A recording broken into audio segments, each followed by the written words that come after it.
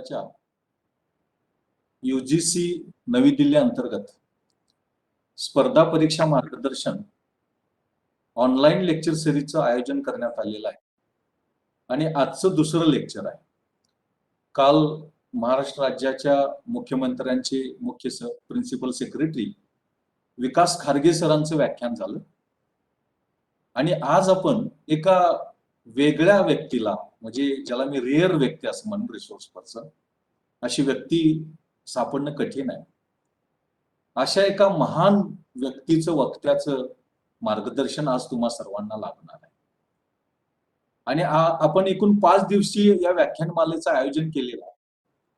या 5 दिवसीय व्याख्यानमालेमध्ये एकूण 5 व्याख्यानं वेगवेगळ्या क्षेत्रामधल्या तज्ञांची आपण आयोजित केलेली आहे.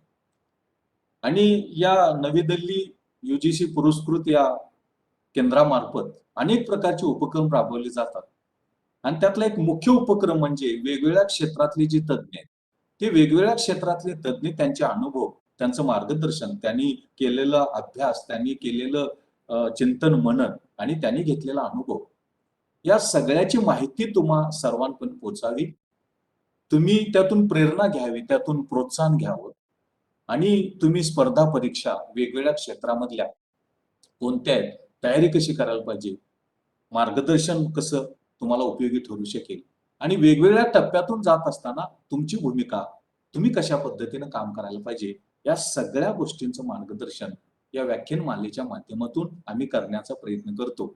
या केंद्राच्या मार्फत नियमित तास होत असतात, लेक्चर्स होत असतात. पण त्याचबरोबर हे जे वेगवेगळ्या क्षेत्रातले तज्ञ आहेत, हे वेगवेगळ्या क्षेत्रातले तज्ञ हे आपल्याला या त्यांच्या क्षेत्रातलं मार्गदर्शन हे आपल्याला करत असतात. या आजच्या व्याख्यानाच्या प्रसंगी शिवाजी विद्यापीठाचे कुलगुरू आदरणीय प्राध्यापक DT शिर्के सर, प्रकुलगुरू आदरणीय प्राध्यापक PS पाटील सर, विद्यापीठाचे रजिस्ट्रार डॉक्टर नांदवडेकर, सगळेच प्रशासनातले सहकारी, माझे सगळे शिक्षक, सहकारी, शिक्षकेतर कर्मचारी, या सर्वांच्या सहकार्यातून, मार्गदर्शनातून ह्या व्याख्यानमालेचं आयोजन हे केलं जातं आणि करण्यात आलेलं आहे. त्याचबरोबर वेगळ्या महाविद्यालयातले प्राध्यापक, त्यांचे विद्यार्थी यांचाही सहभाग या व्याख्यानमालेमध्ये फार मोठ्या प्रमाणावरती असतो आणि यातून आपण अशा प्रकारचे उपक्रम हे राबवण्याचा प्रयत्न करतो. आजचं जे व्याख्यान आहे ते मी खास व्याख्यान असं मी म्हणालो, कारण जो विषय आपण दिलेला आहे, जे क्षेत्र आपण रोजगाराचं, करिअर संधीचं निवडलेलं आहे, ते खरंच एक रेअर क्षेत्र आहे, ज्याबद्दलची फारशी माहिती, ज्याबद्दलचं फारसं ज्ञान, मार्गदर्शन फारसं माहीत नाही. आणि माझा ठाम विश्वास आहे की हे व्याख्यान झाल्यानंतर त्या क्षेत्रातल्या ज्या संधी आहेत, त्या संधी मिळविण्यासाठी, त्या संधी घेण्यासाठी निश्चितपणे तुम्ही प्रयत्न कराल असं मला वाटतं. तो विषय असा आहे की संरक्षण क्षेत्रातल्या रोजगार संधी आणि त्यासाठीची तयारी, एम्प्लॉयमेंट और career in defence sector and preparing for employment opportunities. आणि त्यासाठी या विषयातला, एक क्षेत्रातला अत्यंत तज्ञ माणूस, अत्यंत तज्ञ मी म्हणतो, आणि व्याख्यान झाल्यानंतर तुम्हाला त्याची खात्री निश्चितपणे पटेल. आणि ते तज्ञ म्हणजे doctor Narendra Vispute sir. Doctor Narendra Vispute sir, त्यांचा कामाचा आणि अनुभवाचा जर तुम्ही विचार केला तर ती व्यक्ती एक ऑलराऊंड व्यक्ती आहे, एक सर्वंकष व्यक्तिमत्व विकास झालेली आणि वेगवेगळ्या क्षेत्रामध्ये त्यांनी फार मोठ्या प्रमाणावरती काम केलेलं आहे असं आपल्याला दिसतं. आणि विशेष महत्वाची गोष्ट म्हणजे त्यांनी आता नरेंद्र विस्पुते सर आता असिस्टंट डायरेक्टर म्हणून काम करत आहेत न्यूज मुंबई दूरदर्शनला. पण त्यांचं स्पेशलायझेशन जे आहे ते सरांनी डिफेन्स सेक्टरमध्ये PRO म्हणून काम केलेलं आहे आणि डिफेन्स, संरक्षण क्षेत्रामध्ये काम करणं एवढ्या मोठ्या पदावरती, त्यातून अनुभव घेणं, त्या पॉलिसी निश्चिततेमध्ये सहभागी होणं आणि त्याचा सगळा अभ्यास आणि अनुभव घेणं ही अत्यंत दुर्मिळ गोष्ट आहे. आणि म्हणून प्रत्येकाला असं वाटत असतं की आपण संरक्षण क्षेत्रामध्ये सहभागी व्हावं आणि संरक्षण क्षेत्रामध्ये सहभागी होऊन आपण देशाची सेवा करावी, समाजाची सेवा करावी, राष्ट्राची सेवा करावी असं अनेक जणांना वाटत असतं. या अत्यंत महत्वाच्या, सगळ्यांचा देशाभिमान, राष्ट्र अभिमान वाढवणाऱ्या अशा अत्यंत महत्वाच्या क्षेत्रामध्ये सरांनी पीआरओ म्हणून काम केलेलं आहे आणि या क्षेत्राची सर्वंकष माहिती सरांना आहे. मला तरी कसं सुचलं तर सरांची एक मुलाखत लागली होती मुंबई आकाशवाणीवरती आणि त्यामध्ये सर बोलत होते की संरक्षण क्षेत्राचं नेमकं करिअर ऑपॉर्च्युनिटीज काय आणि मग मी जेव्हा ऐकलं त्यावेळेला मला लगेच मला असं वाटलं की सरांना समाजापर्यंत विद्यार्थ्यांपर्यंत पोहोचवणं आवश्यक आहे. त्यांचं मार्गदर्शन आपण या तयारी करणाऱ्या सगळ्यांसाठी घ्यायला पाहिजे आणि या एका हेतूनं मी ताबडतोब सरांचा संपर्क नंबर शोधून काढला, माझ्या सहकार्याकडून, मित्राकडून घेतला आणि सरांना मी संपर्क साधला आणि सरांचं व्यक्तिमत्व एवढं मोठं आहे, की एका एका एका कॉलमध्ये सर इतके बिझी असतात, की सरांना संपर्क साधणं, कम्युनिकेट करणं अत्यंत अवघड गोष्ट आहे. पण त्यामध्ये सुद्धा सरांनी वेळ काढला. मध्ये आधी आम्ही ऑफलाईन बोललो, ऑनलाईन बोललो आणि आज हे अत्यंत अनुभवी, अत्यंत वेगवेगळ्या क्षेत्रामध्ये काम करणारं प्राध्यापक पासून ते जर्नलिझम ते डिफेन्स ते दूरदर्शन या अनेक क्षेत्रामध्ये अत्यंत महत्वाची भूमिका, अत्यंत महत्वाचा अनुभव, अत्यंत मोलाचं योगदान पॉलिसी निश्चितीमध्ये आणि अंमलबजावणीमध्ये सरांनी केलेलं आहे आणि त्यांचं व्याख्यान मला आयोजित करण्याची संधी उपलब्ध झाली. माझ्या वतीनं, या विभागाच्या वतीनं, विद्यापीठाच्या वतीनं नरेंद्र विस्पुते सरांचं अत्यंत मनापासून मी स्वागत करतो आणि या ऑनलाईन लेक्चर सिरीजच्या आयोजनामध्ये या विद्यापीठाचे सगळे माननीय कुलगुरू, माननीय प्रकुलगुरू, रजिस्ट्रार, सगळे प्रशासकीय अधिकारी, माझे सगळे शिक्षक, मित्र, सहकारी आणि विद्यार्थी बंधू भगिनो या सगळ्यांच्या संयुक्त प्रयत्नातून आजच्या या कार्यक्रमाचं, आजच्या या व्याख्यानाचं आयोजन केलेलं आहे. सरांचा परिचय फार मोठा आहे, परिचय माझ्याकडे आहे, पण तो परिचय मी सगळा न देता सरांच्या मार्गदर्शनातून आपण तो अधिक समजावून घ्यावा.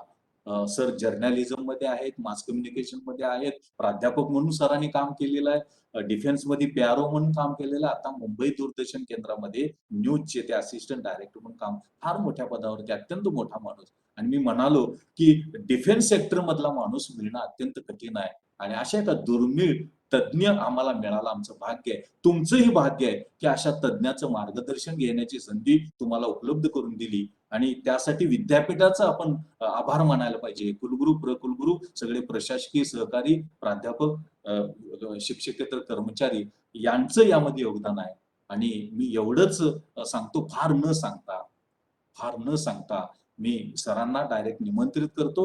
आदरणीय विस्पुते सर, तुमचं या व्याख्यानमालेमध्ये विद्यापीठाच्या वतीनं, या केंद्राच्या वतीनं अत्यंत मनपूर्वक मी स्वागत करतो आणि खूप आजचा दिवस माझ्या दृष्टीनं किंवा सगळ्यांच्या दृष्टीने एक वेगळा दिवस आहे आणि यातून प्रेरणा, प्रोत्साहन घेऊन जे सहभागी विद्यार्थी या कार्यक्रमासाठी उपस्थित आहेत त्या सगळ्यांना तो लाभ व्हावा, त्यांनी कार्यप्रवण व्हावं, त्यांनी गती घ्यावी आणि या खऱ्या अर्थानं आजच्या या व्याख्यानाचं फलित झालं असं मला अत्यंत मनापासून वाटतं. सर, तुमचं अत्यंत मनापासून केंद्राच्या वतीनं, विद्यापीठाच्या वतीनं मी स्वागत करतो आणि तुम्हाला तुमच्या व्याख्यानासाठी निमंत्रित करतो. धन्यवाद. धन्यवाद सर. आणि विद्यापीठाने ही एक मोठी संधी उपलब्ध करून दिली की सर्वांपर्यंत मला पोहोचता येईल.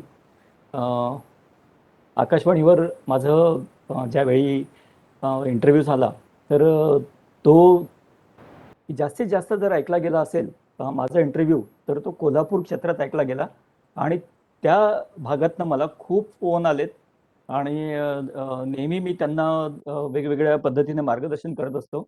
म्हणजे एवढी आवड ही डिफेन्स संदर्भातली आवड मला जाणवली की अख्ख्या महाराष्ट्रामध्ये कोल्हापूरला ही मोठ्या प्रमाणात आहे आणि त्यामुळे मला आवडेल की विद्यापीठाने मला इन्व्हाइट केलं आणि त्यांनी अशी मोठी संधी उपलब्ध करून दिलेली आहे की सगळ्यांसाठीच महत्त्वाची संधी आहे की त्यांनी हे जाणून घ्यायला हरकत नाही.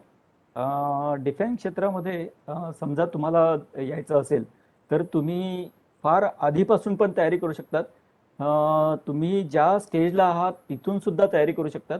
तर ही पूर्ण तुमच्यावर डिपेंड आहे की तुम्हाला ज्या दिवशी वाटेल की चला आता यापुढे आपण डिफेन्ससाठी काहीतरी काम करण्याची जर संधी पाहिजे असेल तर आपण या करिअरमध्ये काय काय आपल्या हातात आहे आणि आता आपण पुढे काय करू शकतो, तर या पद्धतीने आपण विचार करता येऊ शकतो. जसं मी सर यामध्ये काही पार्टिसिपंट हे महाराष्ट्राच्या बाहेरचे पण आहेत. हो मध्ये बरोबर. जरा थोडी इंग्रजी हिंदीचा हो वापर केला नक्की तरी नक्की चालेल. हिंदी त्या तशा मी काही कारण मी सूचना यायला. बघितलं. हा मी बघितलं हा इम्तियाज शेख महाराष्ट्राच्या यांनी बाहेरचे ऑल सांगितलं. इंडियातले पार्टिसिपंट्स हो आहेत. हो प्लीज सर. नक्की नक्की नक्की नक्की. अ, अ, त्यामुळे जैसे की मी हिंदीमध्ये बोलतो आणि नंतर मधून इंग्रजी वापरतो आणि जसं रिक्वायरमेंट असेल त्याप्रमाणे मराठी पण बोलतो. Okay.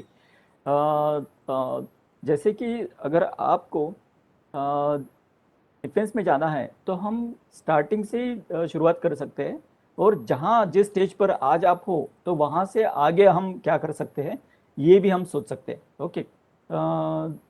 So at whatever stage, means if you want to start with the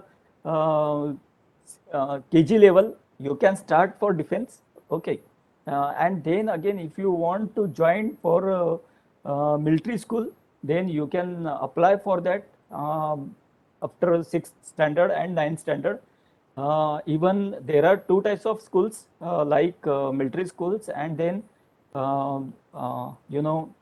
that is one more, that is Sainik school, which is available all over India. There are 21 schools are there. Okay. तो total 31 school है जो सैनिक school से जाने जाते हैं, और वो पूरे इंडिया में 31 जगह है, और 5 जगह मिलिट्री स्कूल्स है. तो ये मिलिट्री स्कूल्स और सैनिक स्कूल दोनों अलग अलग होते हैं, तो ये जान लेना जरूरी है. You can start from 6 standard and 9 standard.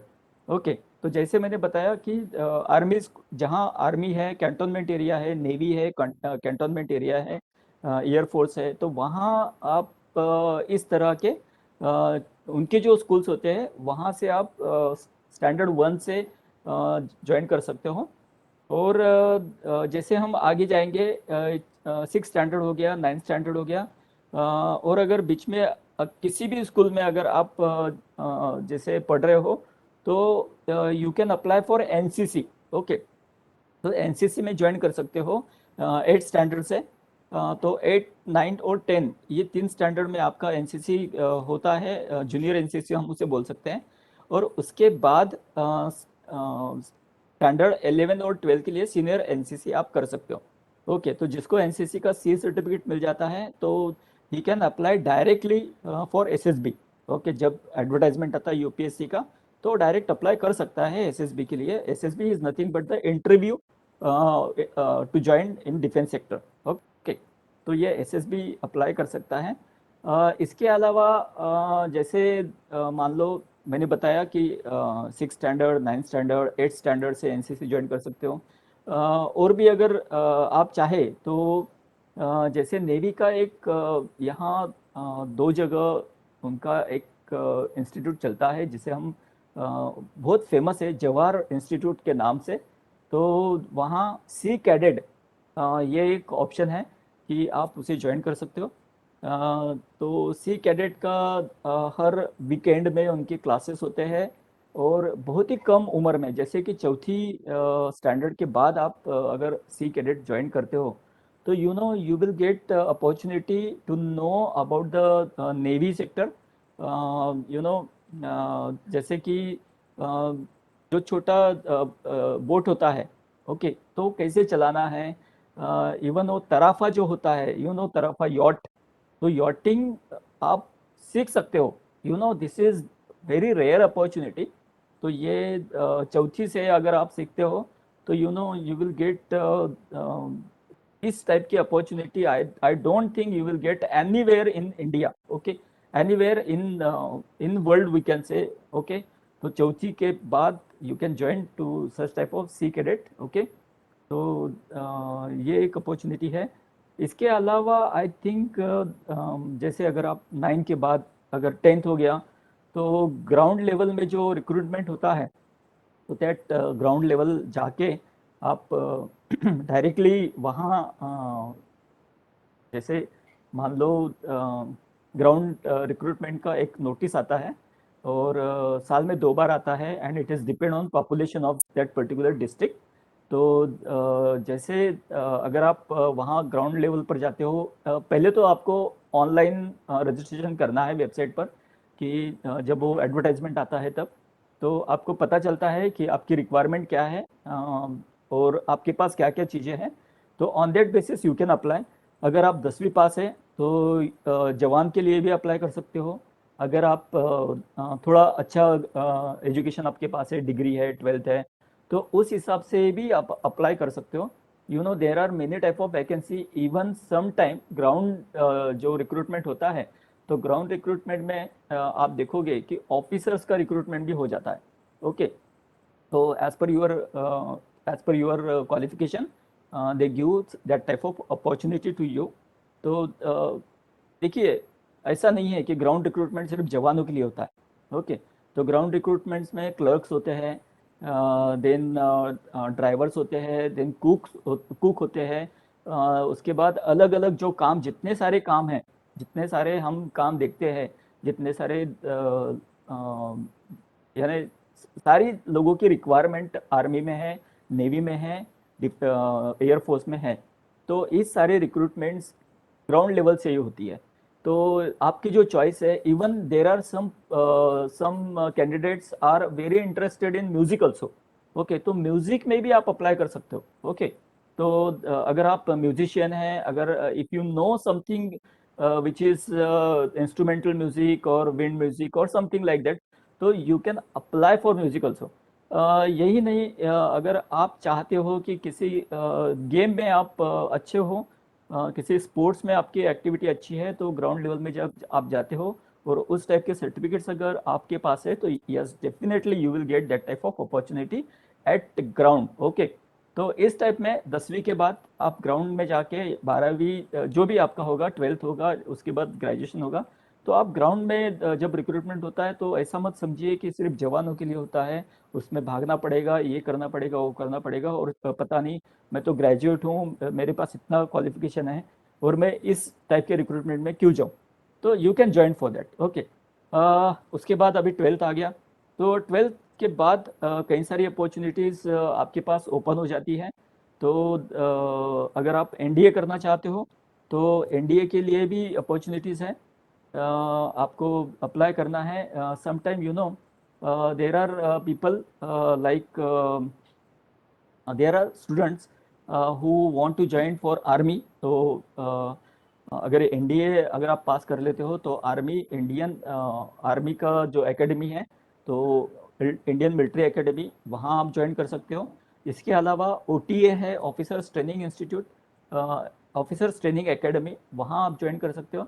अगर आप नेवी ज्वाइन करना चाहते हो तो इंडियन नेवल एकेडमी है और एयरफोर्स एकेडमी है। तो ये सारी एकेडमी के जो हम बोल सकते हैं एंट्री एग्ज़ाम है या एंट्रेंस एग्ज़ाम है, तो यही एनडीए है। It is nothing but the entrance exam for such type of academies. Okay, तो आपको अगर एनडीए आप क्लियर कर लेते हो तो उसके बाद आपका ग्रेजुएशन के लिए आपको किसी कॉलेज में जाने की ज़रूरत नहीं है, वहीं पर आपका ग्रेजुएशन हो जाता है। And after graduation you can join to these academies and directly your job will start. Okay, तो ये सारी चीज़ें हैं 12th के बाद आप कर सकते हो। ओटीए के बारे में थोड़ी सी जानकारी और देता हूँ कि ओटीए में गर्ल्स भी अप्लाई कर सकती है, और अगर गर्ल्स आर्मी में जाना चाहती है तो yes, OTA is the best option for them after 12th। तो एनडीए दे दो, उसके बाद ओटीए के लिए कर सकते हो। और जैसे कि एनडीए हो जाने के बाद आप किसी ट्रेनिंग इंस्टीट्यूट में ज्वाइन करने के बाद आप एक अच्छे ऑफिसर्स हो जाते हो। आपने अगर देखा होगा कि जितने सारे चीफ है, जितने सारे बड़े ऑफिसर्स है आर्मी, नेवी, एयरफोर्स में, तो ये सारे ऑफिसर्स एनडीए से आए हुए हैं। बिकॉज यू नो एनडीए में जो तैयारी होती है, जो ग्रेजुएशन उनका होता है, तो that is the only way to go up to the higher level. Okay, तो NDA is the best option if you want. तो ये बहुत ही बढ़िया ऑप्शन है, तो आप ज्वाइन कर सकते हो। इससे कुछ मुझे चार्ट में दिख रहा है कि सर वॉइस स्लो आ रही है इन एक इंटरनेट ही। Yes fine okay. मुझे लगता है अगर कोई दिक्कत अगर है तो you just write down in chat, so I will aware about the problems. Okay okay sir, ठीक है। बरोबर आहे. हाँ चला पुढे चला. त्याचा ओके काहीतरी ओके प्रॉब्लेम दिसतोय. हाँ हाँ हाँ ओके तुमचं यस देन एक मैं बात बताना चाहता हूँ कि डिफेंस में अगर ज्वाइन करना है तो देखिए ये तो एक सर्विस है, हमें सैलरी तो मिलेगी, लेकिन साइमल्टेनियसली साथ में हम एक जैसे देश की सेवा कर रहे हैं। This is the only opportunity to serve for country, simultaneously earn money and you know यहाँ हमें बहुत सारी चीज़ें आपका लाइफ सेटल हो जाएगा, not only your life but also जैसे कि आपके माता जी पिताजी उनके लिए भी कई सारी यहाँ फैसिलिटीज़ अवेलेबल हो जाती है। साइमल्टेनियसली आपके बच्चों के लिए भी कई सारी चीज़ें अवेलेबल हो जाती हैं और आप आगे बढ़ सकते हो। जैसे बच्चों के लिए भी आप अगर कुछ करना चाहते हो तो there are special opportunity for your child. Okay उसके बाद इवन अगर और भी अगर आप इसमें देखोगे कि एक कई लोगों का ये ड्रीम होता है कि मुझे डिफेंस में जाना है, मुझे एक यूनिफॉर्म सर्विस मुझे चाहिए, तो this is only possible through such type of entries. Okay और भी अगर जैसे कुछ लोग होते हैं कि उन्हें कुछ साल ही काम करना है और उसके बाद फिर से डिफेंस छोड़ के कहीं और ज्वाइन करना है तो they can join for short service commission also. Short service commission is just only for 10 years, तो 10 साल आपको काम करना है और 10 साल के बाद आपको सारी फैसिलिटी मिलती है, only pension is not there. Pension 20 साल के बाद ही मिलता है, this is the rule of government service. तो 10 साल आप यहाँ सर्विस करते हो और अगर और भी आपको चाहिए तो 4 साल और बढ़ा के आप ज्वाइन कर सकते हो। जैसे मैंने बताया ऑफिसर्स ट्रेनिंग एकेडमी, तो ऑफिसर्स ट्रेनिंग एकेडमी में ज्वाइन करने वाले सारे officers stop short service commission के होते हैं। ओके सॉरी शॉर्ट कमीशन के होते हैं। ओके तो अगर आप शॉर्ट सर्विस कमीशन ज्वाइन करना चाहते हो तो ओटीए थ्रू जा सकते हो।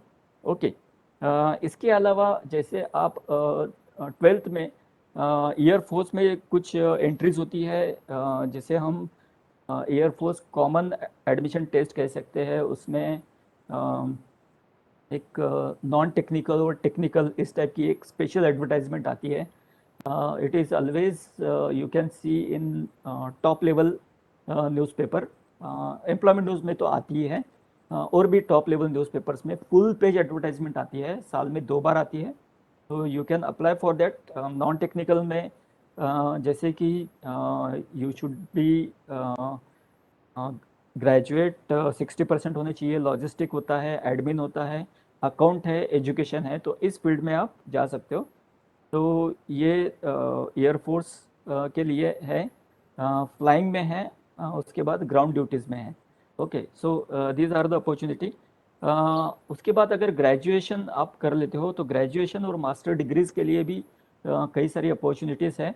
अगर आप ग्रेजुएशन कर लेते हो इन एनी फील्ड, ओके तो आप CDS एग्ज़ाम दे सकते हो, that is combined defence service exam. Okay तो अगर आप कंबाइंड डिफेंस सर्विस एग्ज़ाम देते हो तो आपको डायरेक्ट इंडियन मिलिट्री एकेडमी या OTA ऑफिसर्स ट्रेनिंग एकेडमी या इंडियन नेवल एकेडमी या एयरफोर्स एकेडमी में आप ज्वाइन कर सकते हो। ओके तो कॉमन ये कंबाइंड डिफेंस सर्विस एग्जामिनेशंस साल में 2 बार होता है। ओके और इसके लिए रिक्वायरमेंट है, जैसे कि इंडियन मिलिट्री एकेडमी के लिए रिक्वायरमेंट है ग्रेजुएशन, ऑफिसर्स ट्रेनिंग एकेडमी के लिए only graduation. Okay there is no need of any other qualification for that. उसके बाद अगर आप नेवी और एयरफोर्स के लिए जाना चाहते हो तो यस नेवी के लिए BE और BTech होना चाहिए, क्योंकि वहाँ कई बार इंजीनियरिंग का ही काम होता है, टेक्निकल का काम होता है, थोड़ा साइंटिफिक और टेक्नोलॉजी से रिलेटेड काम है।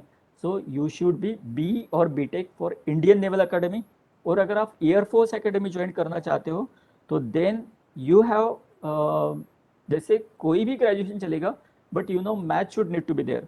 तो always think about doing graduation with maths. तो इसमें एक कंपलसरी भी है एयरफोर्स में जाते समय कि आपको 10वीं 10th एंड 12th में आपका मैथ्स और फिजिक्स होना जरूरी है. तो अगर आपका मैथ और फिजिक्स 12 में है and then you have completed graduation with maths, so you can join for air force academy. Okay. इसके अलावा जैसे मैंने बताया, this are all come with the advertisement of UPSC. Okay. तो यूपीएससी के वेबसाइट पर भी आप जाते हो तो इसके बारे में आपको जानकारी मिल जाएगी. You just go through the UPSC website. You will get the dates also. You will get the notification date also. You will get the examination date also. How to fill the form. और जब advertisement आता है तो advertisement आने के बाद में आप देख सकते हो कि इसके लिए एग्जैक्ट आपको स्टडी क्या करना है. जो एंट्रेंस एग्जाम है, जो रिटर्न एग्जाम है, उसके लिए आपको एग्जैक्ट स्टडी क्या करना है, that will come on that particular notification advertisement. तो उस नोटिफिकेशन का अगर आप क्लिपिंग अगर आप संभाल के रखते हो या उस नोटिफिकेशन को संभाल के रखते हो तो then it is easy for you to do study for written examination. और उसके बाद जो मैंने एसएसबी बताया, तो एसएसबी के लिए एक प्रॉपर प्रिपरेशन करना है. So that will be the, कोई भी अगर जैसे मान लो सीडीएस होने दो या एनडीए होने दो या किसी भी रिक्रूटमेंट में एसएसबी तो है ही. And that you have to go through the SSB and you should have need to know about the SSB completely. Okay. उसके बाद जैसे मैंने बताया NCC special entry scheme. NCC अगर आप कर लेते हो, जैसे 10th के 8th स्टैंडर्ड में आप एनसीसी जूनियर ज्वाइन कर सकते हो. 11 के बाद आप सीनियर एनसीसी ज्वाइन कर सकते हो. अगर आपने एनसीसी किया है and if you have completed your NCC with C certificate top certificate है, और अगर वो आपका कंप्लीट है और आपके ग्रेड्स सी सर्टिफिकेट में आपके ग्रेड्स अगर ए और बी लेवल के हैं तो then you will get the chance to directly without any type of written examinations you can go directly to SSB. तो अगर एसएसबी में आप डायरेक्ट जाते हो तो यस ऑलवेज गुड. और उसके बाद आप नेवी, आर्मी, एयरफोर्स ज्वाइन कर सकते हो. ओके. इसके अलावा जैसे मैंने बताया कि डिग्री लेवल आप सीडीएस कर सकते हो. उसके बाद डिग्री लेवल पास करके आप एनसीसी अगर आपके पास है तो then you can join for as a officer. तो सेम थिंग अगर आपके पास एलएलबी अगर है, ओके, लॉ की अगर डिग्री आपके पास है तो then you can join for जज एडवोकेट टीम जो होता है, जज एडवोकेट जनरल. ओके. इसे हम जाग भी कहते हैं, जाग एंट्री स्कीम. तो इसमें भी आप जॉईन हो सकते हो. कितीतरी अपॉर्च्युनिटीज या ठिकाणी आहेत बघा की LLB साठी आहे, मास्टर डिग्रीसाठी आहे, डिग्रीसाठी आहे, 10वीसाठी आहे, 12वीसाठी आहे, आणि या सगळ्यांच्या तयारीसाठी तुम्ही army schools, military schools join करू शकतात किंवा एनसीसी पासून पण तुम्ही जॉईन करू शकतात. So there are many opportunities. LLB जर if you have completed your LLB with 55 marks, okay, you can apply for JAG entry scheme. Okay. तर JAG entry scheme मध्ये अप्लाय करायचं आहे आणि तुम्ही कारण त्या ठिकाणी रिक्वायरमेंट आहेच, वकिलांची रिक्वायरमेंट आहे. वकील हर जगह उनके अलग कोर्स होते हैं. अगर आपको पता होगा कि जैसे हमारे सिविल कोर्ट्स अलग होते हैं, सिविलियंस के कोर्ट्स अलग होते हैं और मिलिट्री के कोर्स अलग होते हैं. ओके.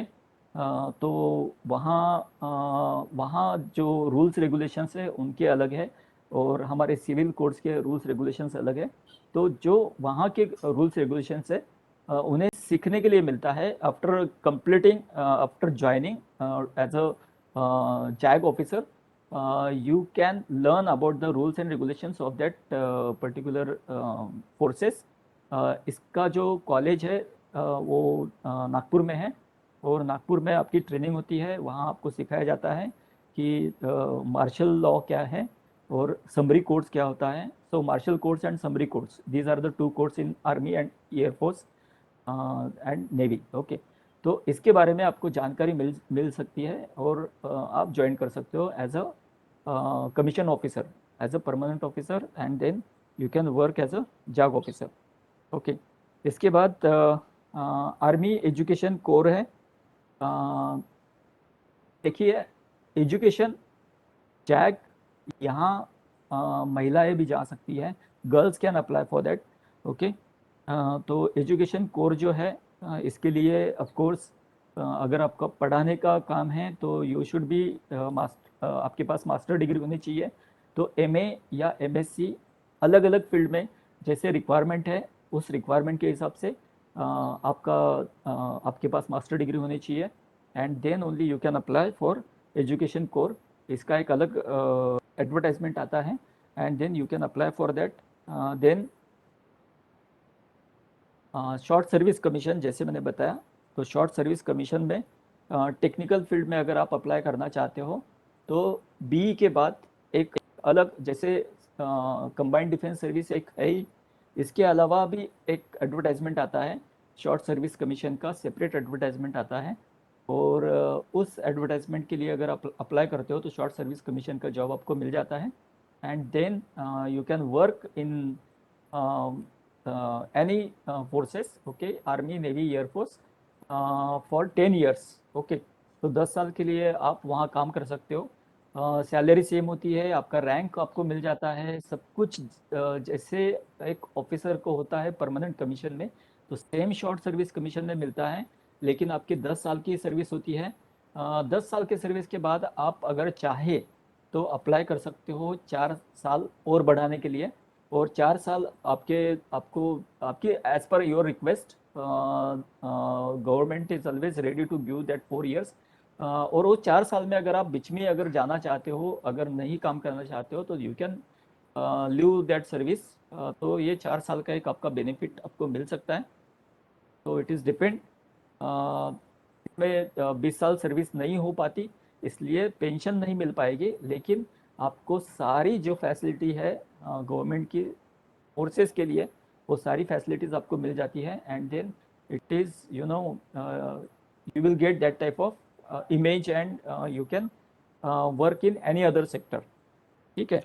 देन जैसे कि मैंने बताया था कि air force common admission test, okay, जिसे हम एफकैट भी कहते हैं. ओके, तो एयरफोर्स कैट, तो जिसमें अलग अलग ड्यूटीज़, अलग अलग ब्रांचेस में आपको काम करने के लिए मिलता है.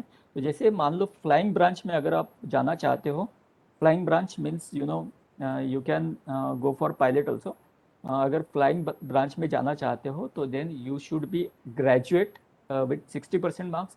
लेकिन ग्रेजुएशन तो है, लेकिन आप it is compulsory for flying duty कि उन कैंडिडेट ने 12th स्टैंडर्ड में 60% मार्क्स होने चाहिए, and with the physics and maths subject. Okay, तो आपके पास अगर फिजिक्स मैथ सब्जेक्ट है, 60% मार्क्स आपके पास है 12th में, तो then you can apply for flying branch. Okay, then ground duty एक होता है जहाँ दो टाइप के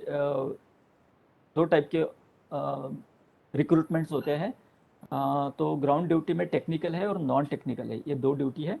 तो जिसमें अगर टेक्निकल आप देखोगे तो उसके लिए of course this is technical, so you should be engineer, bachelor in engineering, BE होना चाहिए, एंड बीई भी आपका 60% मार्क्स कंपलसरी है.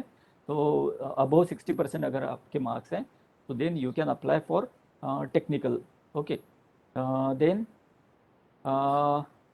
yes, girl can apply for NDA, yes, after 12th, but for OTA. Okay, तो जो भी आप जब भी जैसे चैट में एक क्वेश्चन था कि एनडीए के लिए, तो एनडीए के लिए गर्ल्स अप्लाई कर सकती है, and for OTA only.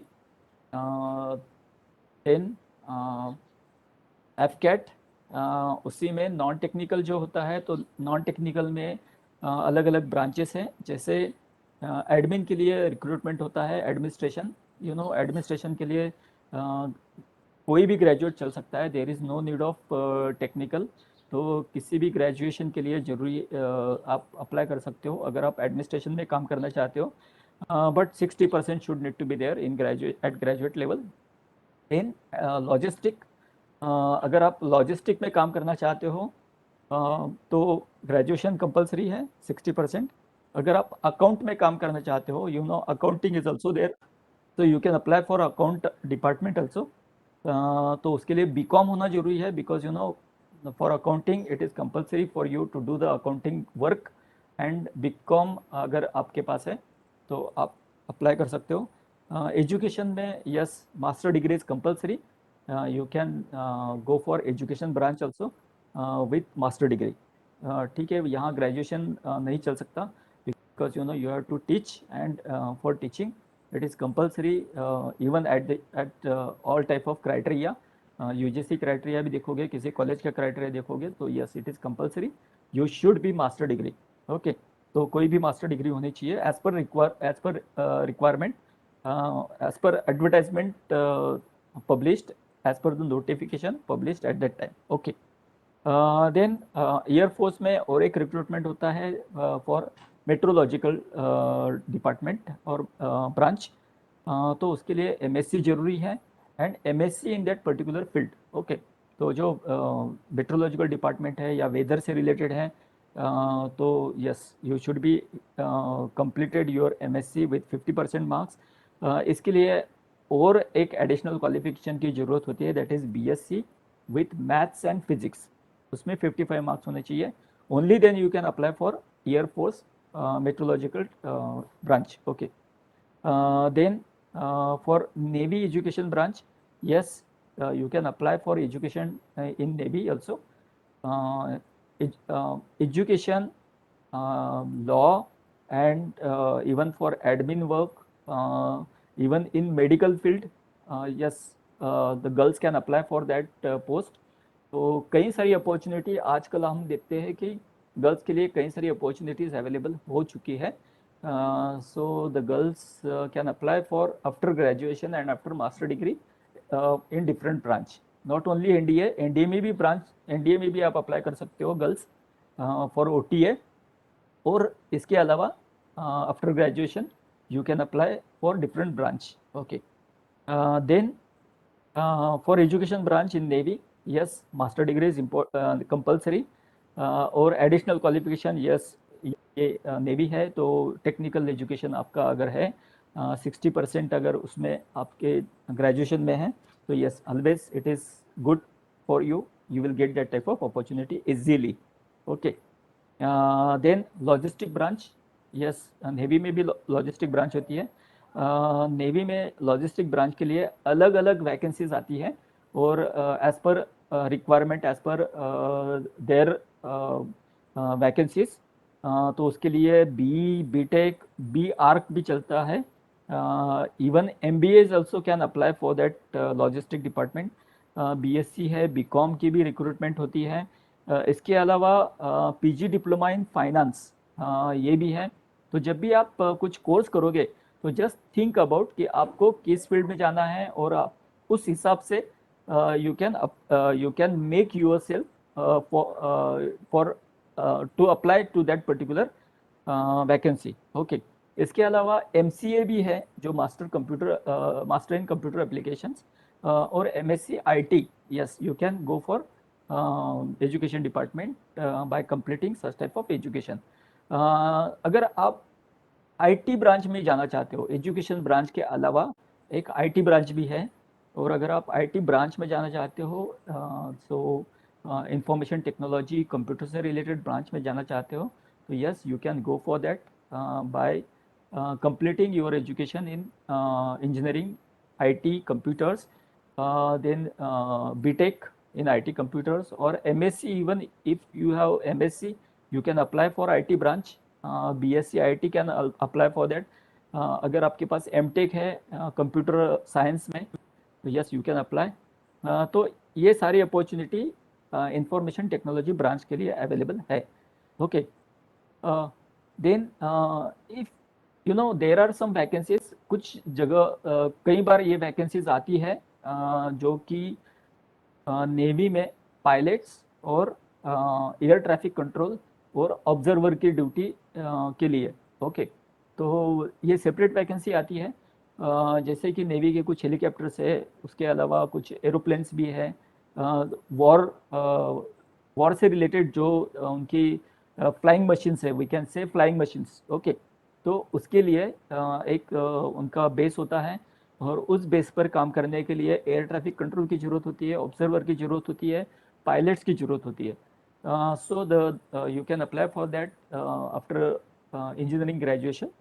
Yes, B is the qualification for that. Okay, इसके अलावा जैसे कि अगर आप और भी जानना चाहते हो कि एग्जैक्ट हमें किस टाइप का एजुकेशन करना ज़रूरी होगा।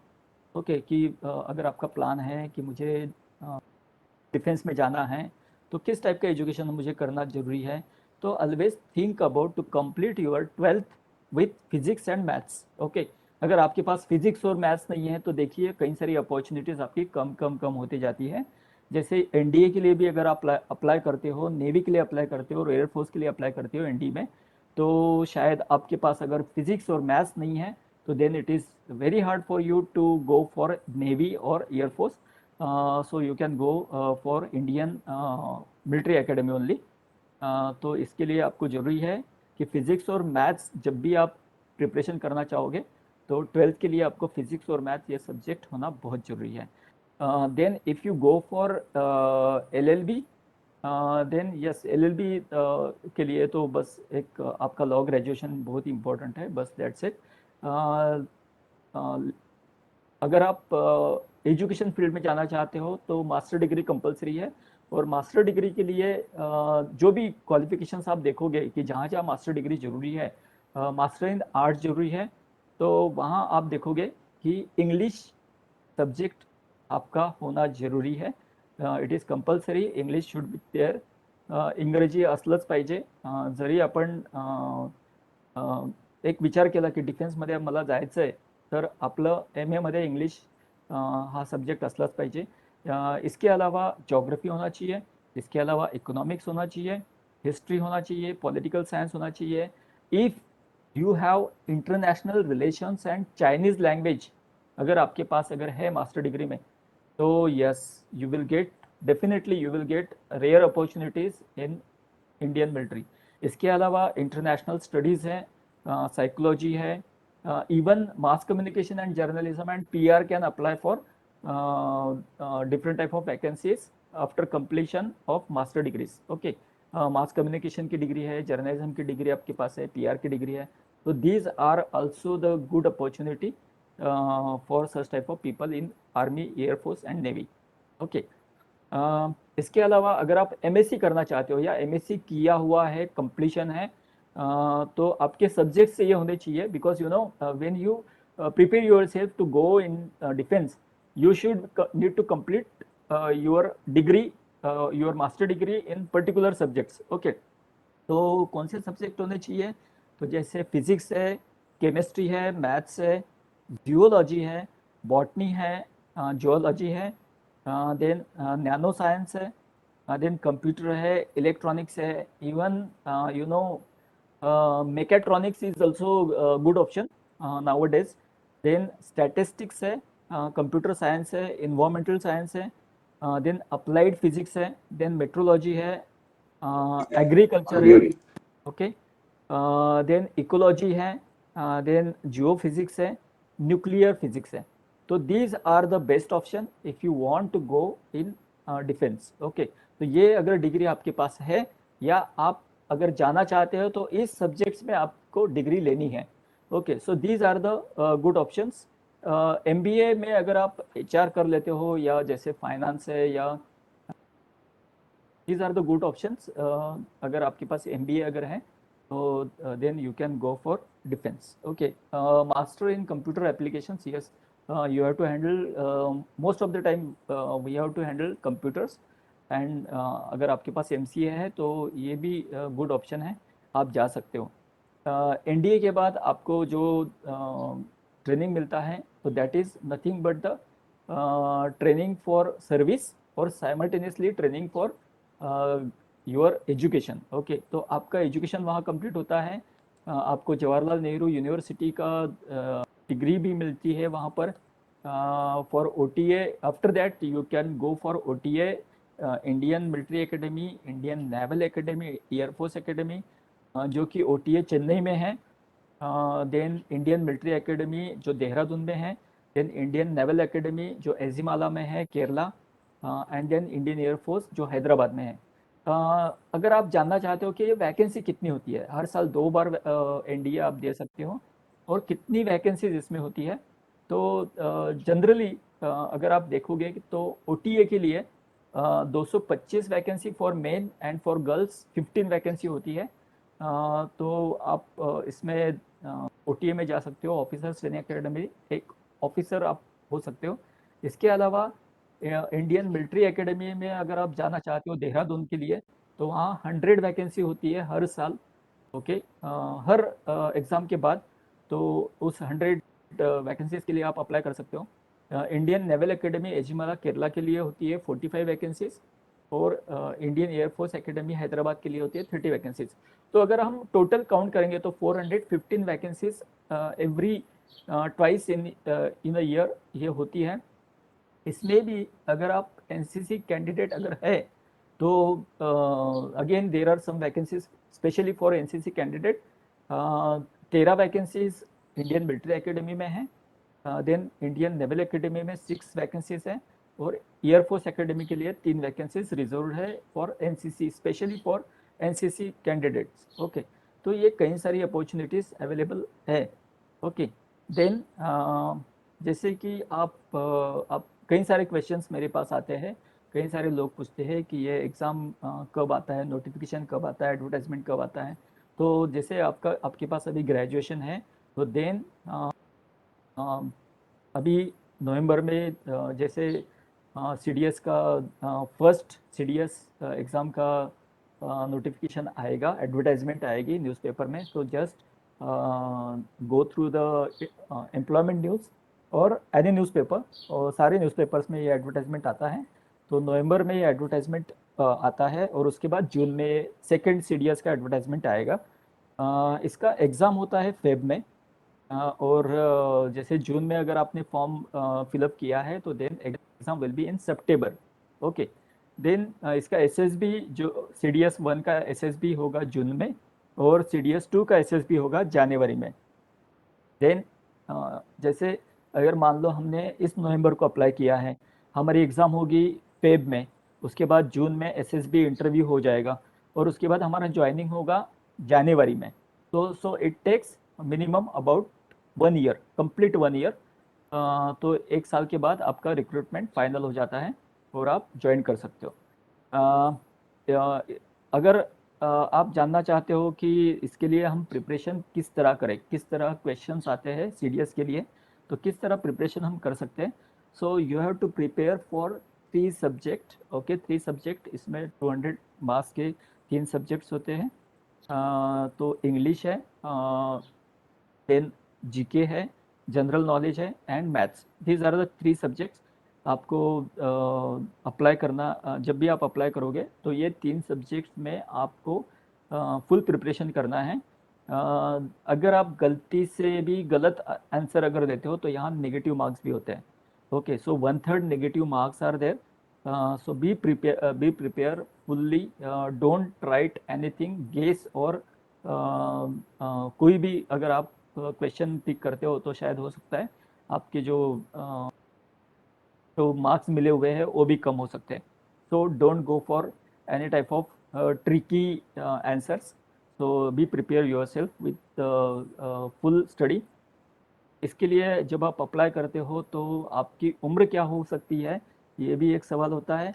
तो जैसे NDA के लिए अगर आप देखोगे, तो दैट इज़ 16.5 साल से 19 साल तक के स्टूडेंट्स अप्लाई कर सकते हैं।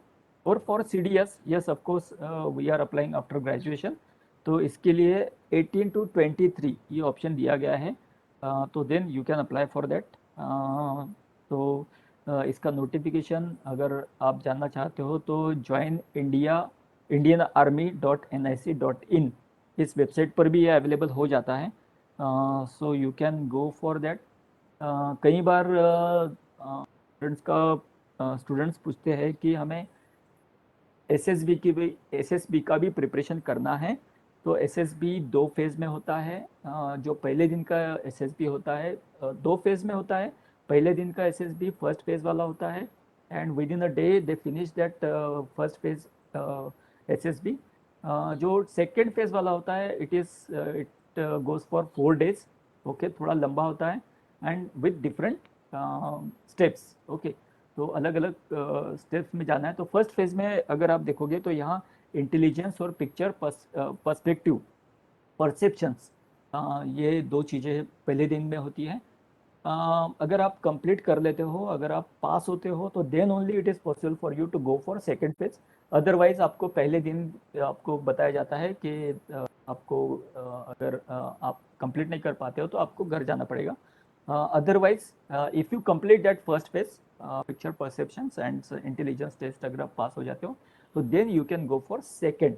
Okay, second phase. और सेकेंड फेज में ग्रुप डिस्कशन है, साइकोलॉजिकल टेस्ट है, इंटरव्यू है। तो इस टाइप में सेकेंड फेज आप कंप्लीट कर सकते हो।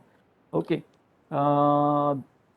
अगर आप मान लो 12th के बाद एनडीए के लिए अप्लाई किया है, एनडीए में आप सक्सेसफुल हो गए, तो then the NDA institute is in Pune, Khadakwasla. तो खड़कवासला में आपका ट्रेनिंग होगा and you can go for training simultaneously for graduation, and then after graduation, after completing that particular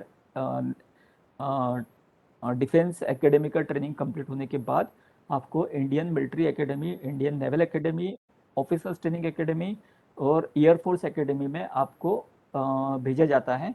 and that is for further after graduation, further for 1 year, near about 1 year। Okay, तो ये आपको complete करना है। And then इसके अलावा कई सारी entries है। जैसे अगर मान लो एक आप किसी सर्विस में काम कर रहे हो या किसी और एरिया में काम कर रहे हो, और अब उसके बाद भी आपको लगता है कि मुझे फोर्सेस के लिए कुछ काम करना चाहिए, तो टेरिटोरियल आर्मी एक बेस्ट ऑप्शन है।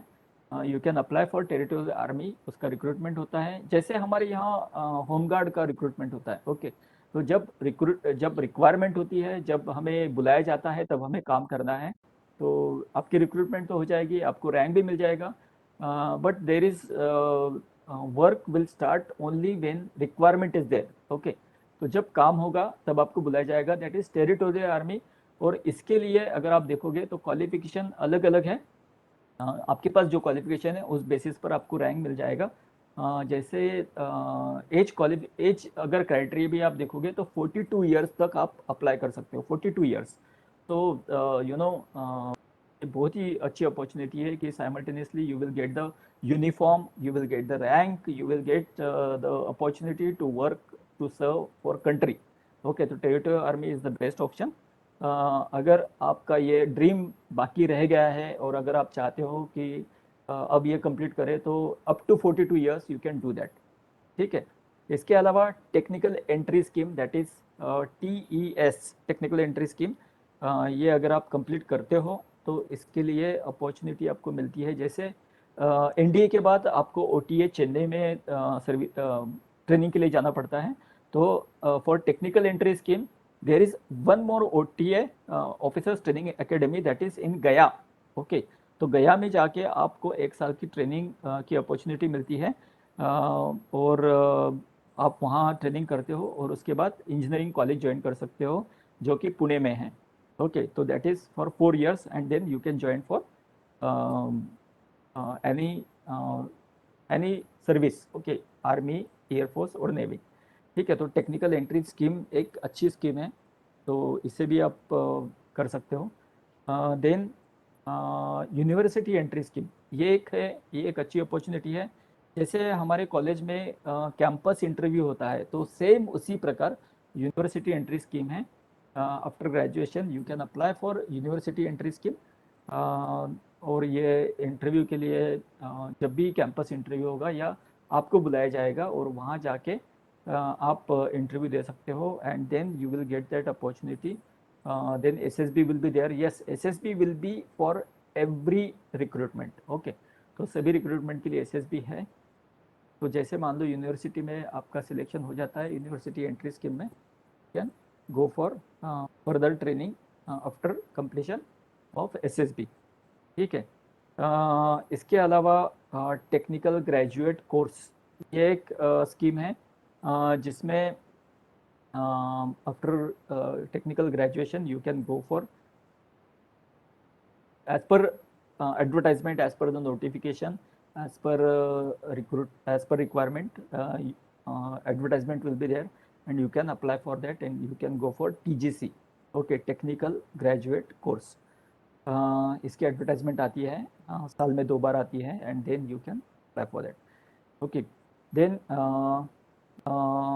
जो मान लो ग्राउंड पर आपने कुछ आपकी रिक्रूटमेंट हो गई, कुछ लो लेवल पर आपकी रिक्रूटमेंट हो गई और आप ऑफिसर के लिए ट्राई कर रहे हो and it is not possible for you to go for NDA और गो फॉर सीडीएस, लेकिन आप सर्विस में हो. ओके, आर्मी सर्विस में आपने ज्वाइन किया है, ग्राउंड में रिक्रूटमेंट में ज्वाइन किया है, तो इस परिस्थिति में और एक अपॉर्चुनिटी मिलती है सर्विस के लोगों के लिए, that is Army Cadet College. Okay, so you can join for Army Cadet College as per vacancy, as per notification. You have to apply, you have to give the interview, and then you can be enter as a officer. इसके लिए आपका service होना जरूरी है. अगर आप service में हो तो then only it is possible for you to apply. Okay, then special commission officer होते हैं. जैसे मान लो आप सर्विस में 10 साल आपके कंप्लीट कर चुके हैं और आप चाहते हो कि ऑफिसर हो जाए, तो yes, there are some opportunity. You can apply for that special commission officer. Advertisement आती है and then you can go for that you can appear for that course and that further training and then you can go for you can work for as a commission officer. Okay, इसके अलावा permanent commission special list एक होता है जो कि service के person के लिए होता है and then you can go for that permanent के लिए एक अच्छी अपॉर्चुनिटी आपको मिल जाती है. यू नो, कई बार होता है कि हम सर्विस ज्वाइन करते हैं ग्राउंड लेवल पर और सर्विस ज्वाइन करने के बाद हम कुछ एजुकेशन भी कंप्लीट कर लेते हैं, तो आपके पास एजुकेशन भी है और सर्विस में आपके 2-3 साल हो चुके हैं, 10 साल हो चुके हैं, तो then you will get that type of opportunity. कई बार ये होता है कि ग्राउंड लेवल पर आप छोटे पोस्ट पर ज्वाइन करते हो, उसके बाद आपका प्रमोशन होता है और 15 साल के बाद आपकी सर्विस ख़त्म होती है. तो उस 15 साल के बाद अगर आप और भी अगर आपको प्रमोशन मिल जाता है तो आप ऑफिस सुप्रिटेंडेंट ऑफ ऑफिस आप बन सकते हो. ऑफिस सुप्रिटेंडेंट तक आप जा सकते हो. ओके, पेटी ऑफिसर है, वहाँ भी आप वहाँ तक जा सकते हो. जैसे आपका प्रमोशन होता है तो आपके 2-2 साल बढ़ते जाते हैं. Okay, so these are the opportunities. there are many types of opportunities I have given. If is there any doubt, if is there any question, if you want to know more, just अभी आप मुझे पूछ सकते हो. ज्यांना मराठीत पाहिजे असेल मराठीत पण आहे अपॉर्च्युनिटी, मी सांगतो. बघा, म्हणजे तुमचे काही प्रश्न असतील तर विचारायला हरकत नाही. सर, येस, पुढे जाऊया. बरेच प्रश्न आलेत. हो सर. हा, बरेच प्रश्न आलेत. तुमची वेळेची उपलब्धता बघून आपण काही प्रश्न घेऊया. हो हो. हा, यामध्ये सर ग्रुप सी व्हेकन्सीसाठी इंडियन एअरफोर्स मध्ये जाण्याची काय प्रोसिजर आणि तयारी करावी लागते, अशा प्रकारचा एक प्रश्न विचारलाय. अच्छा, ग्रुप सी ऑफिसर. हा, एअरफोर्स मध्ये. हां, पण म्हणजे तेच एटीएस आणि ऑब्झर्व्हर म्हणून जर ते विचारत असतील तर त्याच्यासाठी जसं मी सांगितलं की तुम्हाला त्या फील्डमधलं ग्रॅज्युएशन असणं गरजेचं आहे. आणि त्याची FCAT म्हणून मी सांगितलं होतं वॅकन्सी येते. ओके, त्याच्यातनं तुम्ही जाऊ शकतात. नेव्हीची एक वॅकन्सी असते, पायलट ब्रांच आणि ATC आणि ऑब्झर्वर म्हणून. ओके, तर त्याच्यासाठी पण ग्रॅज्युएशन असणं गरजेचं आहे. 60% तुमच्याकडे मार्क्स असले पाहिजेत. काही वेळेला जी ग्राउंड रिक्रुटमेंट होते, तर ग्राउंड रिक्रुटमेंटमध्ये पण काही जसं नेव्हीमध्ये सेलर्स भरती होतात, आर्मीमध्ये जवान भरती होतात. तर याप्रमाणे तुम्ही जर भरती झालात तर तुम्हाला या ठिकाणी काम करण्याची संधी मिळते, शिकायला मिळतं. आणि तुम्हाला डिप्लोमासारखं एक जसं इंजिनिअरिंगचा डिप्लोमा असतो, तर त्या लेवलचं सर्टिफिकेटसुद्धा तुम्हाला मिळतं. तो तुम्हाला म्हणजे त्या लेवलला तुम्ही अप्लाय करू शकतात after completion of your service for 15 years. तर अशा प्रकारे ही अपॉर्च्युनिटीज अवेलेबल आहे. ग्रॅज्युएशन असणं गरजेचं आहे. दुसरा एक महत्वाचा प्रश्न सर आहे त्यामध्ये, नॉन टेक्निकल अपॉर्च्युनिटीज डिफेन्समध्ये काय आहेत, त्याची थोडीशी माहिती सांगितलं तर. नॉन टेक्निकल मध्ये नॉन टेक्निकलमध्ये 4 ब्रांच आपण म्हणू शकतो. ओके, त्या आहेत ॲडमिनिस्ट्रेशन, लॉजिस्टिक्स, अकाउंट आणि एज्युकेशन. तर या 4 ब्रांचेस आहेत. आणि यासाठी बघा, आता ॲडमिन म्हटल्यानंतर तुम्हाला जर ॲडमिनिस्ट्रेशनमध्ये काम करायचं आहे तर ऑफकोर्स तुमच्याकडे ग्रॅज्युएशन असण्याची गरज आहे. ग्रॅज्युएशन कुठल्याही फील्डमधलं असलं तरी चालेल, कुठल्याही फॅकल्टीमधलं असलं तरी चालेल. त्याच्यासाठी असं स्पेशल क्रायटेरिया नाही आहे. पण समजा तुम्हाला अकाउंटमध्ये काम करायचं आहे तर येस, ऑफकोर्स तुमचं ग्रॅज्युएशन हे BComचंच असलं पाहिजे आणि दॅट इज 60% मार्क्स असणं गरजेचं आहे. और अगर आपको लॉजिस्टिक में काम करना है तो then again there is no need of any type of graduation, means any field of graduation आपको चल सकता है, बट 60% मार्क्स आपके होने जरूरी है. और एजुकेशन सेक्टर में अगर आपको करना है, एजुकेशन ब्रांच में अगर आपको काम करना है तो yes, of course you have to complete master degree. Okay, तो मास्टर डिग्री होनी ही चाहिए. और master any master as per requirement. ज्या ठिकाणी गरज आहे टेक्निकल फील्डची तर यस, मास्टर MTech असलं पाहिजे. काही लँग्वेज आणि रिलेटेड, जसं मी तुम्हाला सांगितलं होतं की geography, economic, history, political science, तर या टाईपची मास्टर डिग्री जर तुमच्याकडे असेल तर देन आपण एज्युकेशन फील्डमध्ये काम म्हणजे अप्लाय करू शकतात. MBA साठी सुद्धा अपॉर्च्युनिटीज आहेत एज्युकेशन फील्डमध्ये. Yes sir. त्यामध्ये सर अजून एक त्याने असा प्रश्न विचारला की इंजिनिअरिंग साठीच्या अपॉर्च्युनिटीज कशा पद्धतीने आपल्याला घेता येतील. हो, इंजिनिअरिंग बघा, ब्रांच पण विचारलेत काही जणांनी, इलेक्ट्रॉनिक कम्युनिकेशन, बरोबर, अशा ब्रांच पण त्यांनी विचारले. त्यांना स्पेसिफिक अपॉर्च्युनिटीज आपल्याला डिफेन्स मधून काय मिळू शकतील. बरोबर आहे. बघा, इंजिनिअरिंग ज्या ट्रॅडिशनल आपल्या आहेत, इलेक्ट्रिकल आहेत, त्यानंतर मेकॅनिकल आहेत, त्यानंतर समजा तुमच्याकडे मेकॅट्रॉनिक्स आता नवीन आलेली फील्ड आहे, ती सुद्धा चालेल. त्याच्यानंतर इलेक्ट्रॉनिक आहे, ती सुद्धा चालते.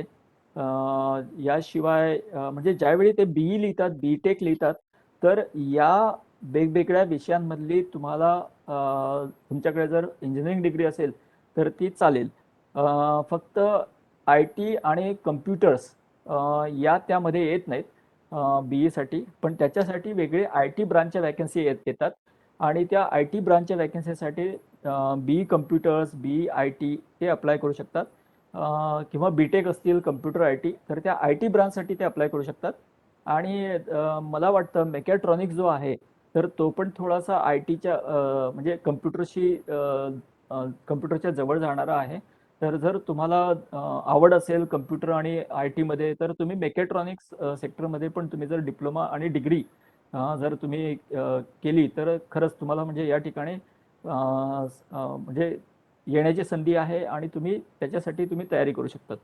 तर IT ब्रांच एक आहे जी तुम्हाला कम्प्युटर आणि इन्फॉर्मेशन टेक्नॉलॉजीसाठी, आणि जर तुमच्याकडे अदर कोणती इंजिनिअरिंग डिग्री असेल तर ती तुम्ही या ठिकाणी ज्या ज्या मी वॅकन्सी सांगितल्यात, जसं ग्राउंड लेवल टेक्निकल ब्रांच आहे, त्याच्यानंतर CDSची इंडियन नेव्हल अकॅडमीसाठी आहे, त्यानंतर एअरफोर्स अकॅडमीसाठी वॅकन्सी आहे. तर यासाठी तुम्ही कुठलंही इंजिनिअरिंग ग्रॅज्युएशन असेल चालेल, तर तुम्ही अप्लाय करू शकता. तर असा एक प्रश्न आहे की SSB साठीची तयारी कशी करायची, लेखी हो. आणि इंटरव्ह्यू साठी काय खास प्रयत्न करायला पाहिजे काय, असं एक त्यांचं. बरोबर आहे. SSB साठी बघा, जसं मी सांगितलं की इंटेलिजन्स टेस्ट एक असते. ओके. ती तुम्हाला वेगवेगळ्या पद्धतीने तुम्हाला प्रश्न विचारले जातात आणि एक म्हणजे कसं असतं की तुमचं जनरल अवेअरनेस, जनरल नॉलेज, तुम्ही किती तुमच्याकडे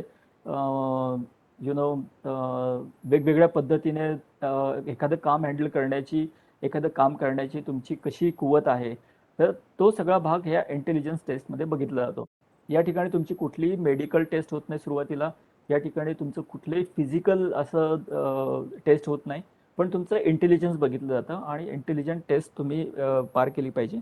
याच्यानंतर पिक्चर परसेप्शन एक असतं.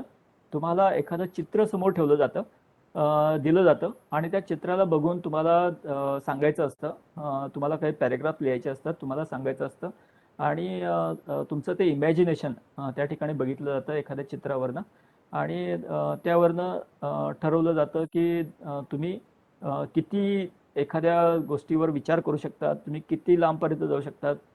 तुमचं म्हणजे एखादी गोष्ट तुमच्या समोर असली तर तुमच्या वेगवेगळ्या पद्धतीने तुम्ही कशा पद्धतीने विचार करू शकतात. तर ह्या सगळ्या गोष्टी त्या ठिकाणी बघितल्या जातात आणि नंतरच तुम्हाला पहिल्या दिवशी म्हणजे फर्स्ट फेजमध्ये तुमची SSB त्या ठिकाणी कंप्लीट होते. जर तुम्ही हे सगळं करू शकला तरच तुम्ही सेकंड फेजमध्ये तुम्ही जातात आणि सेकंड डे पासून तुमची 4 दिवस इंटरव्ह्यू होते. त्याच्यामध्ये डिस्कशन असतं, ग्रुप डिस्कशन असतं. वेगवेगळ्या पद्धतीने वेगवेगळे विषय त्या ठिकाणी दिले जातात आणि तुम्ही एखाद्या विषयावर कशा पद्धतीने तुम्ही बोलतात आणि तुम्हाला किती खोल त्या विषयामध्ये तुम्हाला माहिती आहे याची त्या ठिकाणी एक परीक्षा घेतली जाते, चाचणी घेतली जाते. त्याच्यानंतर सायकोलॉजिकल टेस्ट असतात काही. तर त्या सायकोलॉजिकल टेस्टमधनं तुम्हाला जावं लागतं. काही वेळेला तुमच्याकडे काही कंपॅरेटिव्ह अशा गोष्टी दिल्या जातात. काही तुम्हाला वेगवेगळ्या पद्धतीने सेंटेन्सेस असतात, ते तुम्हाला हँडल करायचे असतात. तर अशा सायकोलॉजिकल टेस्टमधून जावं लागतं आणि मग त्याच्यानंतर इंटरव्ह्यू असते आणि इंटरव्ह्यू ही 1 to 1 इंटरव्ह्यू असते, पर्सनल इंटरव्ह्यू असते आणि त्या इंटरव्ह्यूला तुम्हाला फेस करावं लागतं. आणि त्या इंटरव्ह्यूमधनं क्वेश्चन आन्सर्स तर आहेतच आणि केवळ क्वेश्चन आन्सर्सला तुम्ही भर द्यायचा नसतो. कारण बरेचदा असं होतं की प्रश्न विचारतात म्हणजे केवळ आपल्याकडे किती नॉलेज आहे हेच बघितलं जातं असं समज असतो. पण इंटरव्ह्यू ही केवळ त्यासाठी नसते, तर तुमचं बिहेवियर कसं आहे, तुम्ही बोलण्याची पद्धत कशी आहे, तुम्ही एखाद्याला किती रिस्पेक्ट देतात आणि तुम्ही कशा पद्धतीने वागतात, हे सगळं बघितलं जातं. म्हणजे काही वेळेला असं होतं की भलताच काहीतरी प्रश्न विचारला जातो आणि तुम्हाला असं वाटतं की हे उगाचच आपल्याला त्रास द्यायचं म्हणून काहीतरी असा प्रश्न विचारतायत. म्हणजे उदाहरणं जर सांगायची झाली तर समजा तुम्हाला तुमचं जर्नलिझम फील्डमध्ये तुम्ही इंटरव्ह्यू देत आहेत. ओके. म्हणजे त्यासाठी तुम्ही काम करताय. हे उदाहरण आहे. म्हणजे असा प्रश्न त्या ठिकाणी असतो असं नाहीये. पण इंटरव्ह्यू नेमकी कशी घेतली जाते हे तुम्हाला एक आयडिया येण्यासाठी तर जर्नलिझम आहे आणि तुम्हाला समजा सांगितलं की सायकलीच्या जे चाकाला गिअर असतो तर त्या गिअरला किती दात असतात, किती टीथ असतात, असं जर विचारलं तर तुम्ही लगेच म्हणाल की सर हा काय प्रश्न आहे, हा तर टेक्निकल प्रश्न आहे आणि हा माझ्याशी जर्नलिझमशी संबंधित नाही आहे. तर असं नाही आहे. तर तुम्ही त्या प्रश्नाच्या नंतर तुम्ही कसं बिहेव करतात आणि कशा पद्धतीने तुम्ही त्याला टॅकल करतात. मला माहिती आहे, मला माहीत नाही आहे, या पद्धतीने सरळ सरळ तुम्ही खरं बोलतायत, खोटं बोलतायत किंवा काहीतरी अंदाज लावतायत. तर तुमचं बिहेवियर कसं आहे असं एकंदरीत त्या ठिकाणी बघितलं जातं. समजा तुम्हाला एखादा प्रश्न केला की आज तुम्ही कुठला न्यूजपेपर वाचला, तर जर तुम्ही वाचला असेल तर हो म्हणा, नसेल वाचला तर नाही म्हणा. जर तुम्ही वाचला असेल तर नेमकं त्या पेपरमध्ये काय वाचलं हे तुम्हाला माहिती असलं पाहिजे. म्हणजे समजा उदाहरणार्थ तुम्ही जर सांगितलं, म्हणजे तुम्ही जर म्हटलं की नाही वाचलाय तर विषय संपला. तुम्ही त्यांना ट्रॅक देत नाहीये. ओके. समजा तुम्ही सांगितलं की हो, मी वाचला आहे आणि मी टाइम्स ऑफ इंडिया पेपर वाचलाय. तर ते लगेच तुम्हाला पुढचा प्रश्न विचारतील की टाइम्स ऑफ इंडियातली फ्रंट पेजची आजची बातमी कोणती आहे. तर तुम्ही जर वाचलं असेल तर तुम्हाला ते उत्तर देता आलं पाहिजे. आणि त्या ठिकाणी जर तुम्ही सांगितलं की नाही मला माहित नाही, तर मग त्या ठिकाणी तुमचं खोटारडेपणा किंवा असं, म्हणजे तुम्ही एक लक्षात घेऊ शकतात की या पद्धतीने तुम्ही तुमचं बिहेवियर, तुमची चालण्याची पद्धत, तुमची वागण्याची पद्धत, तुम्हाला म्हणजे इव्हन समोर पाणी ठेवलेलं आहे किंवा चहा कॉफी ठेवलेला आहे, तर तुम्हाला जर पाण्याची तहान लागली तर तुम्ही विचारा की sir please allow me to take water, किंवा या पद्धतीने तुम्ही परवानगी घ्या आणि पाणी घ्या. ओके. पण तुम्ही सहज पाणी उचललं आणि पिलं आणि परत ग्लास खाली ठेवला, किंवा कॉफी आहे म्हणून कॉफी घेतली, किंवा असंही होतं की पेन आणि पेन्सिल तुमच्या समोर ठेवली आहे आणि तुम्ही लगेच तुम्हाला विचारला एखादा प्रश्न आणि तुम्ही तो पेन घेतला आणि लगेच कागदावर लिहून काहीतरी कॅल्क्युलेशन केलं आणि लगेच त्यांना सांगितलं, असं नाही. तर तुम्ही परवानगी घ्या की sir can I use pen and paper, आणि then you start your work and then show that paper. Okay. तर या पद्धतीने तुमचं बिहेवियर त्या ठिकाणी समजून घ्यायचं की ते चेक केलं जात आहे. तुम्ही प्रश्नांची उत्तरं ही महत्वाची नसतात, पण तुमचं वागणं, बोलणं आणि एखाद्याला आदर देणं हे सगळं त्या ठिकाणी बघितलं जातं. तर हे लक्षात घ्या आणि मग त्याप्रमाणे आपण प्रिपरेशन करू शकतो. तर की मेडिकल फार्मसी आणि नर्सिंग यासाठी डिफेन्समध्ये अपॉर्च्युनिटीज काय आहेत आणि प्रामुख्यानं मुलींना कोणत्या संधी मिळू शकतील? बरोबर. मेडिकल फील्ड टोटली वेगळी आहे, जी मी आता याच्यात पण काही सांगितली नाही. मेडिकल, जर तुम्ही मेडिकल फील्डमधले असाल तर मेडिकलमध्ये भरपूर अपॉर्च्युनिटीज आहेत. त्यांचे हॉस्पिटल्स आहेत, त्या ठिकाणी डॉक्टर्स आहेत, नर्सेस आहेत, वॉर्ड बॉय आहेत. या सगळ्या अपॉर्च्युनिटीज त्या ठिकाणी अवेलेबल असतात. जशा आपल्या इतर ठिकाणी अवेलेबल आहेत तशाच त्या ठिकाणी पण अवेलेबल आहेत. त्यांच्या पण वॅकन्सी येतात आणि त्याप्रमाणे आपल्याला अप्लाय करावं लागतात. बऱ्याचदा असं होतं की त्यांच्या ज्या ग्राउंड रिक्रुटमेंट्स असतात त्यातनं वॉर्ड बॉय आणि तशा वॅकन्सी होऊन जातात. पण ज्या नर्सेस आणि ज्या डॉक्टर्स आहेत तर यांच्यासाठी MBBS डिग्री असलीच पाहिजे. आणि मोस्ट ऑफ द टाईम त्यांचे जे काय मेडिकल कॉलेजेस आहेत तर त्यामध्ये तुम्ही जर शिकलात, त्या ठिकाणी जर तुमची रिक्रुटमेंट झाली तर त्यांनाच ती संधी सहज उपलब्ध होते आणि तुम्ही हायर रँकपर्यंत पण जाऊ शकतात. म्हणजे तुम्हाला ती सर्जन म्हणून ती रँक तुम्हाला मिळते. त्यामुळे म्हणजे मी जर बघितलं तर जशा आपल्या भागात म्हणजे डिफेन्स शिवाय सिव्हिलियनमध्ये ज्या सगळ्या अपॉर्च्युनिटीज अवेलेबल आहेत त्या सेम अपॉर्च्युनिटीज डिफेन्समध्ये पण अवेलेबल आहेत. त्यांच्या पण ॲडव्हर्टाइजमेंट येतात आणि तुम्ही त्या ॲडव्हर्टाइजमेंट आल्यानंतर त्या ठिकाणी अप्लाय करा. शक्य झालं तर त्यांच्याकडे त्यांच्या म्हणजे मेडिकल करताना जर त्यांच्याच कॉलेजेसमध्ये ॲडमिशन घ्यायचं तुम्ही ठरवलं तर तुम्हाला सहज ती अपॉर्च्युनिटी उपलब्ध होते. त्यांचे नर्सिंग कॉलेजेस आहेत, त्यांचे मेडिकल कॉलेजेस आहेत आणि तुम्हाला ती संधी मिळू शकते. शेवटचा प्रश्न घेऊया आणि थांबूया. हो. एनडीए साठी मुलींना एनडीए मध्ये कशी संधी मिळू शकेल आणि त्यातून डिफेन्स मधले जॉब मिळू शकतील असा एक हो. प्रश्न आहे. आणि आपण बरोबर. SSB ला इंटरव्ह्यूचं माध्यम काय असतं, मीडियम काय असतं, हिंदी, इंग्रजी, मराठी? आणि गेट एक्झाम आपण जर पास झालो गेट, तर त्याचा काय उपयोग आपल्याला होऊ शकतो का गव्हर्नमेंट एम्प्लॉयमेंट अपॉर्च्युनिटीज मध्ये? असा एक तो बरोबर. क्लबडा असा प्रश्न हो. आहे. हो. 2 वर्षांपूर्वी एक नवीन याच्यात ॲडिशन आलेलं आहे की तुम्ही ज्यावेळी NDA देतात तर त्यावेळी तुम्हाला JEE पण तुम्ही पास असण्याची गरज आहे. तर हे एक थोडंसं ॲडिशन झालेलं आहे, कारण त्या ठिकाणी तुम्ही टेक्निकल डिग्रीसाठी तुम्ही NDA मध्ये जातायत तर तुम्हाला JEE असणं गरजेचं असतं. आणि ते एक ॲडिशन आता झालेली आहे. तर तसंच सध्या गेटचं तर काही असं ऑप्शन नाही आहे, पण JEEचं आता एक नवीन आलेलं आहे. आणि जर गर्ल्स कॅन्डिडेट असतील तर गर्ल्स कॅन्डिडेट्सला त्यांनी जसं NDAला त्यांनी अप्लाय केला आहे, तर त्यांना OTA हे ऑप्शन ठेवलं पाहिजे. म्हणजे बघा, तुम्हाला ऑप्शन्स चूज करायचे असतात आणि ते ऑप्शन चूज करताना तुम्ही प्रॉपर ऑप्शन जर चूज केले तर तुम्हाला प्रॉपर त्याप्रमाणे परीक्षा घेतली जाते आणि त्याप्रमाणे तुम्हाला संधी मिळते. म्हणजे समजा तुम्ही OTA साठी अर्ज केला आहे तर तुम्हाला 3 पेपरपैकी 1 पेपर द्यायची गरज नाही आहे. ओके. म्हणजे OTA साठी ज्याने अप्लाय केलं त्याला मॅथ्सची गरज नाही आहे. मॅथ्स त्याला द्यायची गरज नाही आहे. त्याने फक्त GK आणि इंग्लिश एवढं त्याला द्यायची गरज आहे. पण समजा त्याने इंडियन मिलिटरी अकॅडमीसाठी अर्ज केला आहे, इंडियन नेव्ही अकॅडमीसाठी केला आहे, एअरफोर्स अकॅडमीसाठी केला आहे, तर त्याला तिन्ही पेपर द्यावे लागतील. आणि समजा तुम्हाला एक गर्ल्स कॅन्डिडेटला अद्याप अशी अपॉर्च्युनिटी अवेलेबल नाही आहे इंडियन मिलिटरी अकॅडमी किंवा इंडियन नेव्हल अकॅडमीमध्ये किंवा एअरफोर्स अकॅडमीमध्ये, पण ते OTA ला जाऊ शकतात. ओके. आता OTA ला जाऊ शकतात म्हणजे त्यांना शॉर्ट सर्व्हिस कमिशनलाच जायचं आहे आणि परमनंट कमिशन त्यांना त्या ठिकाणी मिळत नाही. पण संधी आहे की ते ऑफिसर्स म्हणून त्या ठिकाणी काम करू शकतात. त्यामुळे ही एकच अपॉर्च्युनिटी गर्ल्ससाठी अवेलेबल आहे.